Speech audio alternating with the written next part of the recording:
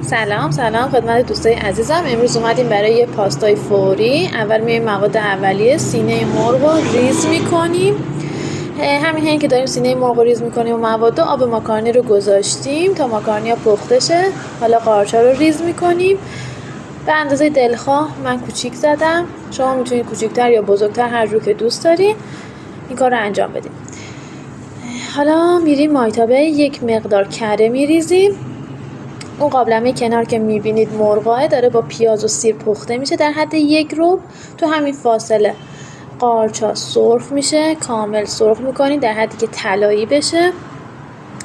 بعد که قارچا طلایی شد تا موقع سینه های مرغ رو از آب میکشیم، میندازیم داخلش، سرخش میکنیم، یه سرتفتی میدیم، یک مقدار طلایی میشه مرغ و قارچا. حالا ادویه ها رو میزنیم، ادویه نمک، فلفل سیاه، زردچوبه، پودر سیر، هر کدوم یک سرقاشق میریزیم. بعد از اون خامه رو میریزیم. من یه بسته خامه رو زدم، این پاستا برای 3 نفره. یه بسته خامه رو میزنیم، قشنگ با کفگیر همه مواد رو داخل خامه قاطی میکنیم واسه خامه باز شه که حالت درده نشه. بعد از اون 2 لیوان شیر رو بهش اضافه میکنیم.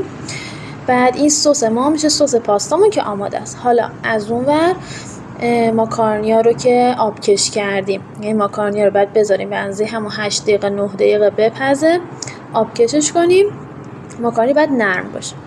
بعد میریزیم داخل سس. من نصف بسته ماکارونی رو زدم. حالا اگر بخوایم از هزینه هاش بگم، حدودا این پاستا که برای 3 نفره، اینجا یه ذره پنیر پیتزا رو قاطیش کردیم.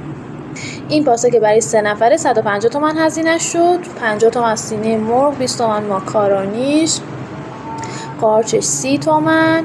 همینجوری همین هزینه هاش بخوایم حساب کنیم، خامه 50 تومن و شیر و پنیر پیتزا میشه 150 تومن که برای 3 نفر. حالا من تو 2 تا بشقاب انجام دادم ولی به اندازه 3 نفره.